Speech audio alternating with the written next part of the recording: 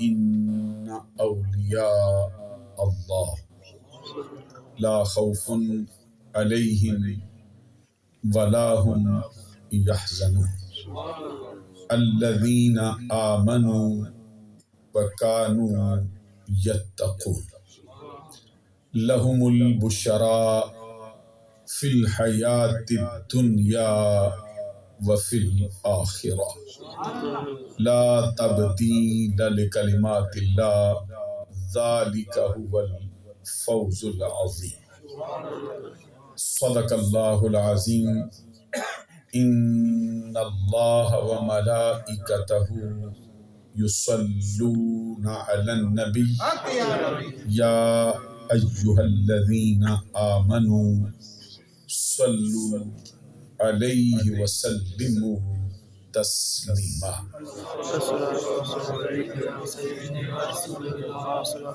الصلاة والسلام علیک یا رسول اللہ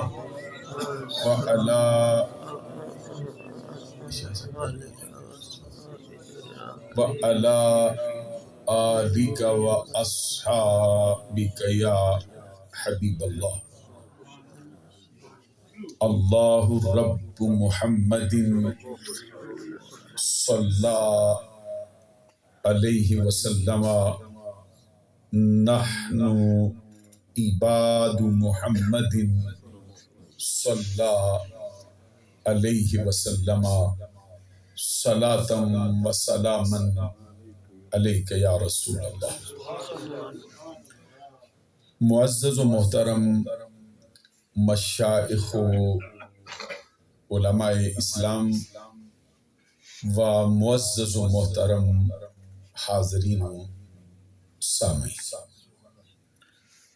آج کی یہ پروقار تقریب دو عنوانات سے متعلق ہے۔ ایک تو سلسلہ عالیہ نقشبندیہ مجددیہ کی مشہور و معروف خانقاہ آستانہ عالیہ عیدگاہ شریف کے مشائخ کے ذکر سے متعلق ہے، جن میں خصوصی طور پر سراج السالکین، برہان الواصلین، امام الاولیاء حضور حافظ عبد الرحمن صاحب المعروف ثانی سرکار رحمت اللہ تعالی علیہ کے سالانہ عرس مبارک کی تقریب بھی ہے، اور اس کے ساتھ ساتھ اس مبارک اور مقدس مہینے کی مناسبت سے حضور صدیق اکبر رضی اللہ تعالی عنہ کے فضائل و مناقب سے بھی اس کا تعلق ہے۔ اس میں حاضری کا شرف و اعزاز حاصل کر کے مجھے بے حد مسرت اور خوشی کا احساس ہو رہا ہے۔ آستانہ عالیہ عیدگاہ شریف کے مشائخ میں سے اس دور میں جس طرح کی خدمات اہل سنت کے لیے حضور پیر طریقت راہبر شریعت حضرت پیر نقیب الرحمن صاحب دامت برکاتہم العالیہ نے پیش فرمائی ہے، وہ اپنی مثال آپ، اور ایسا محسوس ہوتا ہے کہ انہوں نے اپنے جد اعلیٰ کا دور ایک مرتبہ پھر سے واپس لوٹا۔ جس طرح انہوں نے اپنے لخت جگر، اپنے نور نظر، اپنے محبوب بیٹے عالمی مبلغ اسلام پیر طریقت حضرت صاحبزادہ پیر محمد حسان حسیب الرحمن دامت برکاتہم العالیہ والقدسیہ کی تربیت فرمائی ہے، وہ ان کا ایک ایسا قدم ہے جو انہوں نے دیگر مشائخ کے لیے بھی بطور مشعل راہ چھوڑا۔ سبحان اللہ۔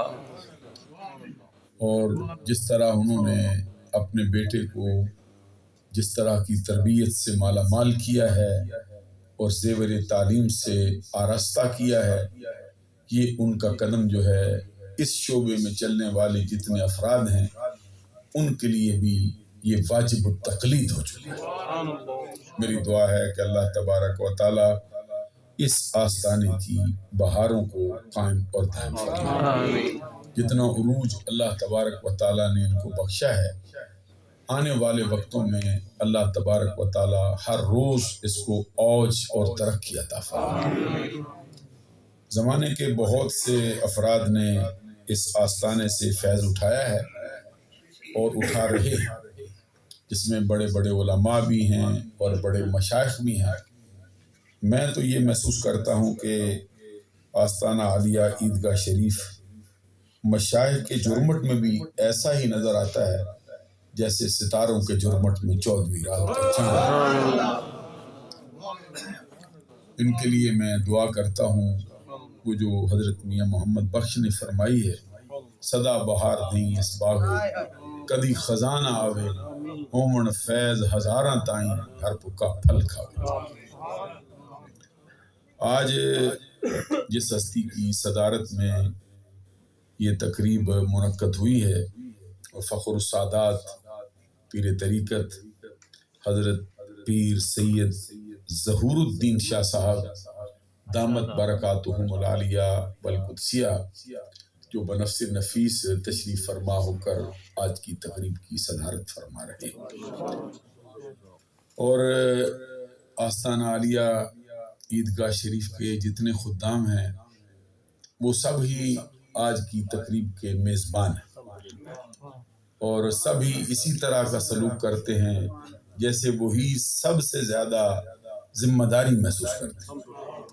بطور خاص جو آج کی تقریب کے نقیب محفل ہیں جناب واجد اقبال صاحب اور جناب حاجی محمد عارف صاحب، جناب راجہ اسد صاحب، جناب اللہ دیتا صاحب، جناب مقصود آسی صاحب، جناب زاہد صاحب اور جناب اسرار صاحب، میں تو محسوس کرتا ہوں کہ آپ کے پیر صاحب کو جتنے ان کے خادم ہیں ان سے اس قدر پیار ہے جیسے وہ اپنے حقیقی بیٹے سے پیار کرتے ہیں، ویسے ہی وہ اپنے سارے مریدوں سے پیار کرتے ہیں، اور جس کو وہ اپنے دست شفقت سے نوازتے ہیں اسے ایسا ہی لگتا ہے کہ جیسے سب سے بڑھ کر پیار میرے ہی ساتھ ہے۔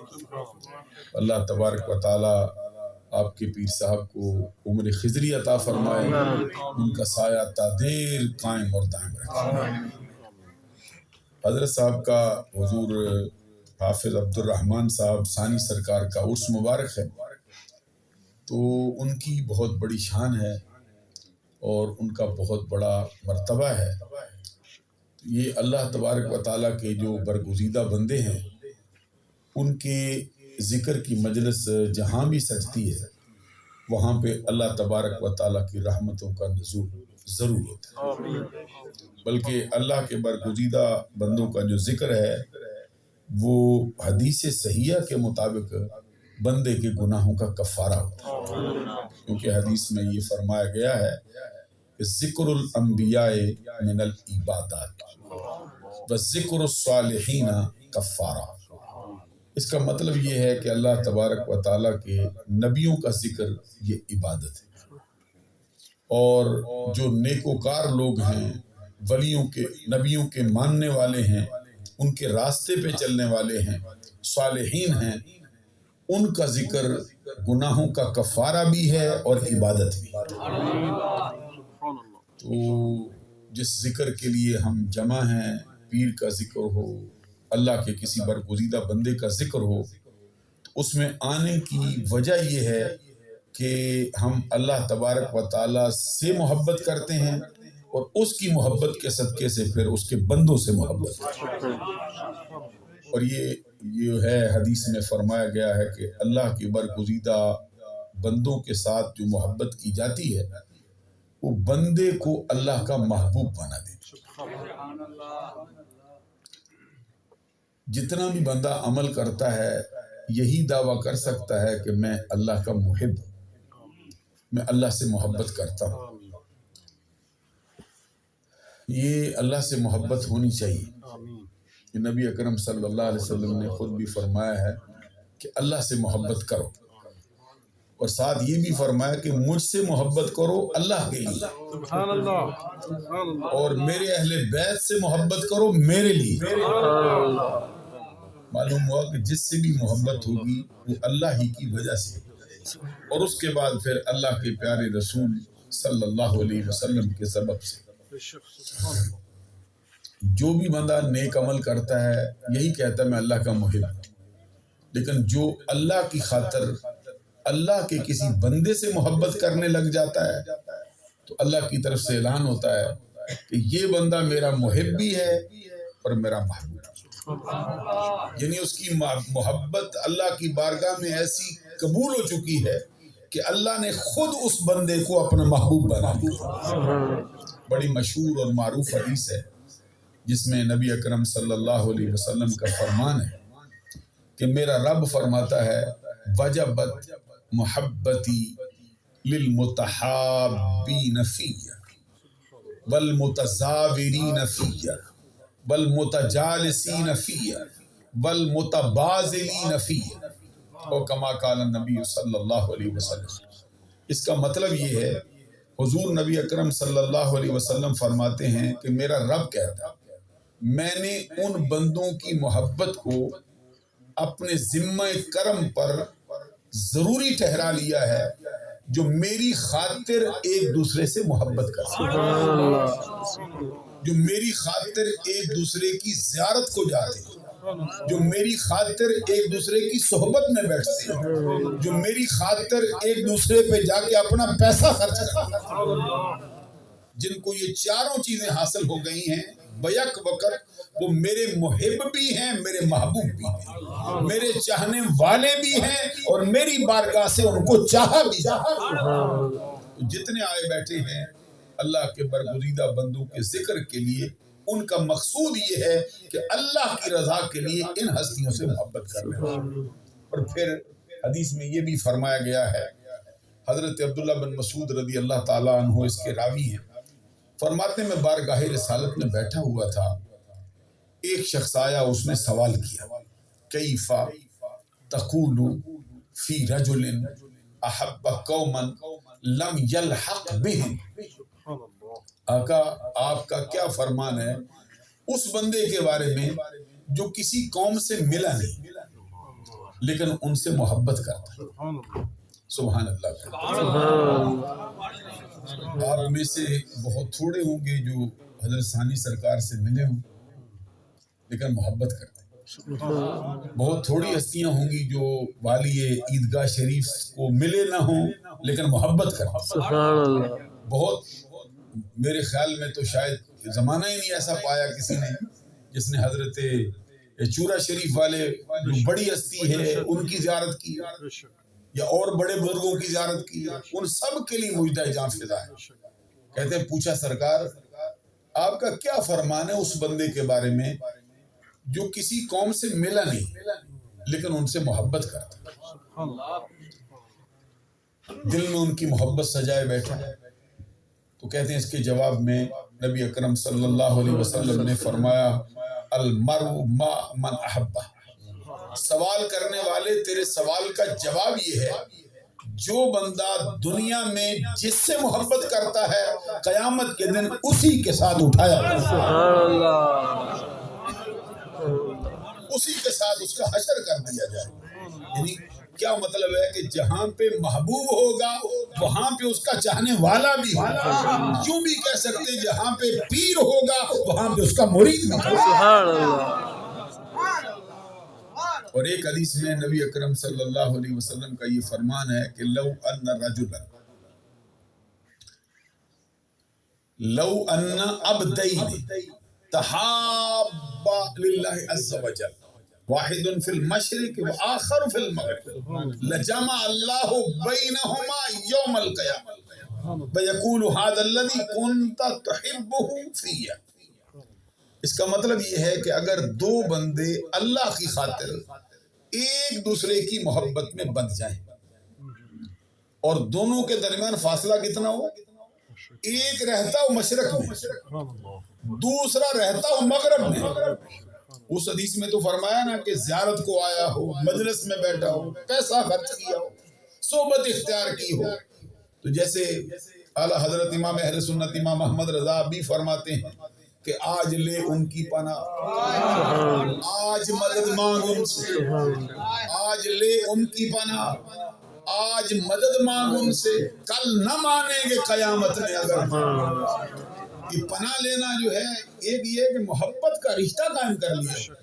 حضور نبی اکرم صلی اللہ علیہ وسلم فرماتے ہیں دو بندے ایک دوسرے کی محبت میں بندھ گئے، ایک مشرق میں رہتا دوسرا مغرب میں رہتا۔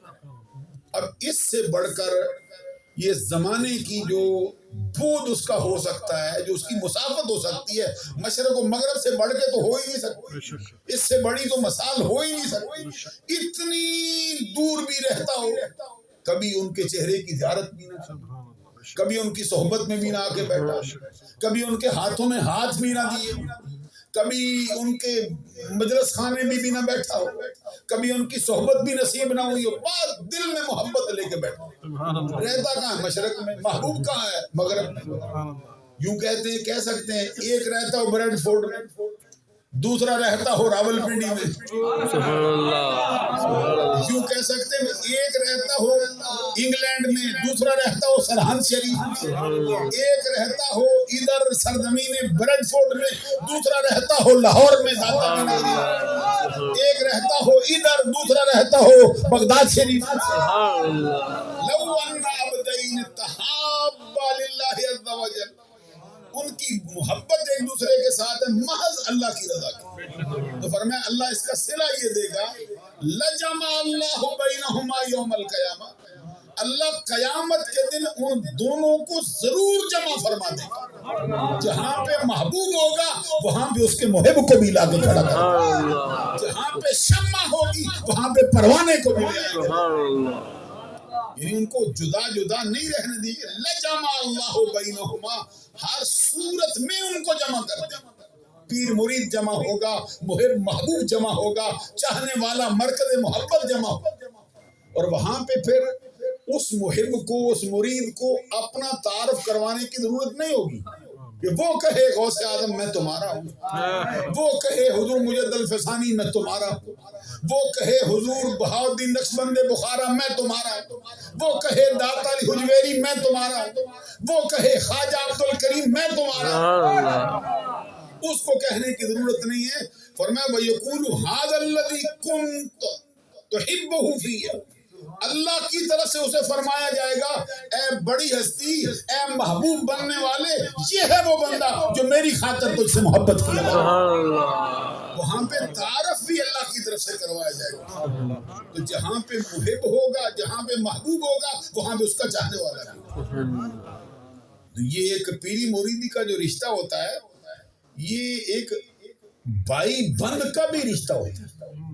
بعض لوگ تو اپنے مریدوں کو مرید کہہ کے خوش ہوتے ہیں کہ یہ میرا مرید ہے، لیکن جو بڑے بڑے افراد ہیں جن کو اللہ نے مربت بخشی ہے، خلق کا بہت اونچا درجہ بخشا ہے، وہ اپنے مرید سے بھی کہتی ہے میرا پیر بھائی ہے،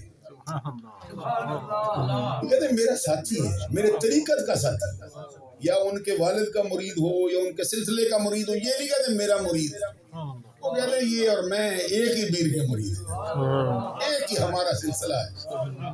تو اس کے لیے یہ حدیث میں یہ فرمان ہے، فرمایا گیا کہ اکثروا من الاخوان، اپنے بھائی زیادہ کر لو۔ بعض لوگوں کو تو یہ عادت ہوتی ہے کہ اپنی دوستی کم کرتے جاتے ہیں، جہاں بیٹھ جاتے ہیں طبیعت ایسی ہے ذرا طبیعت میں ذرا جوش و خروش ہوتا ہے، بندے ان کو چھوڑ کے ویسے ہی بھاگ جاتے ہیں۔ بندے اچھے ہوتے ہیں لیکن طبیعت ذرا ایسی بنا لی ہے کہ اب بندے قریب نہیں آتے۔ یہ نبی اکرم صلی اللہ علیہ وسلم سے بھی اللہ کا فرمان ہے، حالانکہ پوری کائنات تو ان کی محتاج ہے، نبی بھی ان کے محتاج ہے، رسول بھی ان کے محتاج ہے۔ اللہ نے جن کی خاطر ساری کائنات بنائی، جن کو رحمت للعالمین فرمایا، جن کو وما ارسلناک الا کافۃ للناس فرمایا، ان سے اللہ کہتا ہے فبما رحمت من اللہ لنت لهم۔ یہ تو اللہ کا آپ پہ بڑا کرم ہے، اللہ کی آپ پہ بڑی مہربانی ہے، اللہ کا بڑا فضل ہے آپ پہ کہ آپ نرم دل ہیں۔ سبحان اللہ، آپ طبیعت میں بڑی نرمی رکھتے ہیں، زبان بہت میٹھی رکھتے ہیں۔ وَلَوْ كُنْتَ فَظًّا غَلِيظَ الْقَلْبِ، اگر آپ تندخو ہوتے، اگر آپ سخت مزاج ہوتے، لَنْفَضُّوا مِنْ حَوْلِكَ، آپ کے قریب جتنے بیٹھنے والے سب بھاگ جاتے۔ معلوم ہوا کہ پیر کو سرکار دو جہاں صلی اللہ علیہ وسلم کی اس وصف کا بھی مظہر ہونا چاہیے، سبحان اللہ، اس وصف کا بھی اس کو مظہر ہونا چاہیے کہ اس کی زبان بڑی نرم ہونی چاہیے، دل اس کا بہت نرم ہونا چاہیے، مریدوں کے لیے بہت اس کو پیار کرنا چاہیے۔ جیسے فرمایا رحماء بینہم، یہ اہل ایمان کی شان یہ ہے، جو نبی صلی اللہ علیہ وسلم کے ماننے والے ہیں ان کی شان یہ ہے کہ وہ آپس میں ایک دوسرے کے لیے بہت نرم دل ہوتے ہیں، نرم گوشہ رکھتے ہیں۔ وہ جو علامہ اقبال رحمۃ اللہ علیہ نے بھی کہا ہے، وہ حلقہ یاراں تو بریشم کی طرح نرم، سبحان اللہ، اپنے دوستوں میں ہوتا ہے، اپنے ہم جھولیوں میں ہوتا ہے تو یہ ریشم کی طرح نرم ہوتا ہے۔ سبحان اللہ، وہ حلقہ یاراں تو بریشم کی طرح نرم، رزم حق کو باطل ہو تو فولاد ہے۔ دشمنوں کے مقابلے میں پھر تلوار ہوتا ہے، اپنوں کے مقابلے میں تلوار فولاد کی نہیں ہوتا۔ سبحان اللہ، یہاں الٹی گنگا بہتی ہے۔ بے شک، دشمنوں کے لیے تو نرم دلی ہے، دشمنوں کے لیے تو یہ محبت کے پیغام دیے جاتے ہیں، اپنوں کے ساتھ دشمنی کی جاتی ہے، تلواریں نکال لی جاتی ہیں۔ یہ اہل ایمان کی نشانی نہیں ہے۔ اہل ایمان کے لیے کیا فرمایا؟ رحماء بینہم، آپس میں بہت نرم دل ہے۔ سخت کن کے لیے؟ اشداء علی الکفار۔ علامہ اقبال نے اسی کے ترجمے میں کہا ہے کہ ہو حلقہ یاراں تو بریشم کی طرح نرم، رزم حق کو باطل ہو تو فولاد ہے وہ۔ تو پیر جو ہوتا ہے اس کو تو سرکار کے اس وصف کا مظہر ہونا چاہیے، اپنے مریدوں کے لیے بہت ہی نرم گوشہ رکھنا۔ اب سرکار کو جو اللہ نے فرمایا اگر آپ تندخو ہوتے، اگر آپ سخت مزاج ہوتے، آپ کی زبان میں کچھ سختی ہوتی تو فرمایا لَنْفَضُّوا مِنْ حَوْلِكَ، آپ کے قریب جتنے تھے سب بھاگ جاتے، حالانکہ ساری کائنات تو ان کی محتاج ہے۔ بے شک، سبحان اللہ، تو آگے سرکار کو کیا حکم کیا اللہ نے؟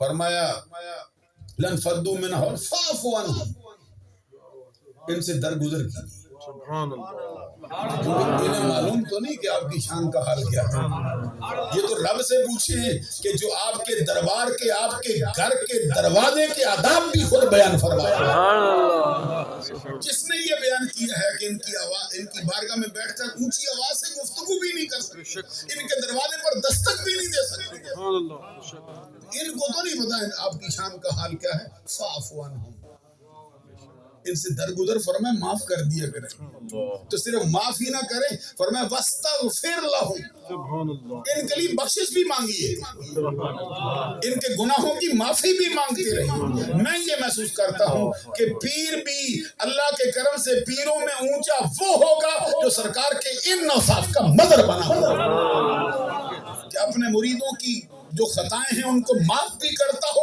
بخشش کی دعائیں بھی کرتا ہو، تو بولے بسرے لوگوں کو گلے سے بھی لگا دیتا ہے۔ یہ وصف اللہ نے جس پیر کو بخشا ہے اس کے دروازے سے پھر لوگوں کا ہجوم کبھی کم نہیں ہو سکتا۔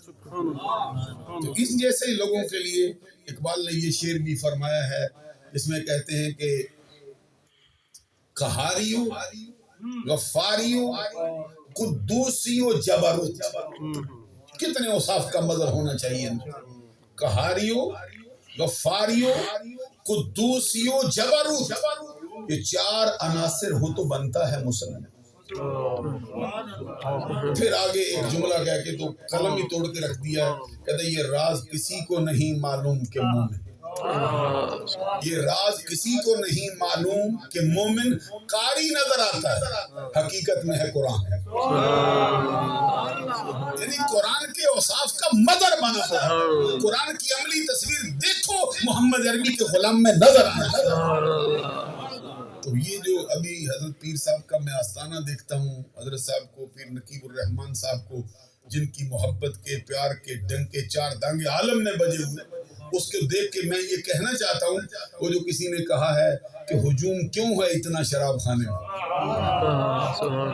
ہجوم کیوں ہے اتنا شراب خانے میں، فقط یہ بات کہ پیر مغاں ہے مرد خلیل.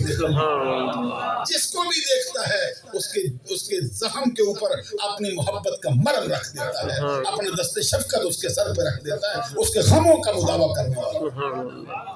تو میں بات کرتے کرتے بہت آگے نکل گیا ہوں. یہ فرمایا کہ بھائی بند ہوتے ہیں. حدیث میں فرمایا اکثر من الاخوان، اپنے بھائیوں میں کثرت کرو، بھائیوں میں کمی نہ کرو. بھئی اس سے بھی لڑ، اس سے بھی لڑ، اس سے بھی جھگڑ، اس سے بھی جھگڑ. یہ جھگڑتے رہنا یہ کوئی شعبہ نہیں. خود نبی اکرم صلی اللہ علیہ وسلم کا بھی فرمان ہے کہ مجھے اللہ نے 3 باتوں کا بطور خاص حکم دیا ہے، بطور خاص حکم دیا ہے اللہ نے. وہ 3 باتیں کیا ہے؟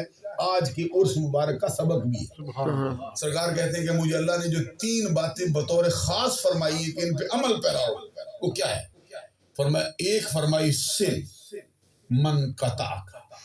اس کا مطلب ہے ایک محبوب جو تجھ سے توڑتا ہے تو اس سے جوڑ.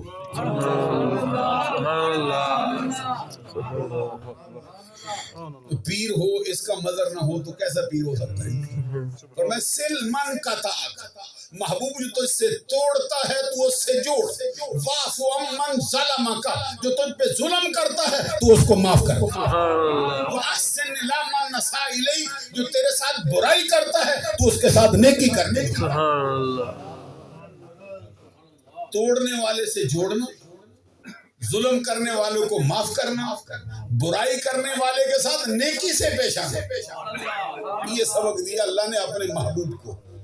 ایمان سے کہیے اس سے اچھا کوئی سبق ہوتا تو اللہ وہ نہ دیتا اپنے محبوب.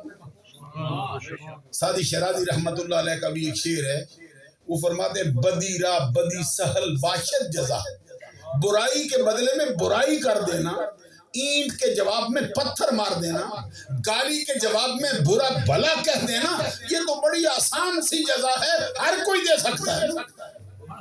کہتے تو اگر مردی احسن الی من اساء، تو اگر مرد ہے، اگر دلیر ہے، اگر جوان ہے، جرأت مند ہے تو برائی کے بدلے میں نیکی کر کے دکھانا پتا چلے. سبحان اللہ.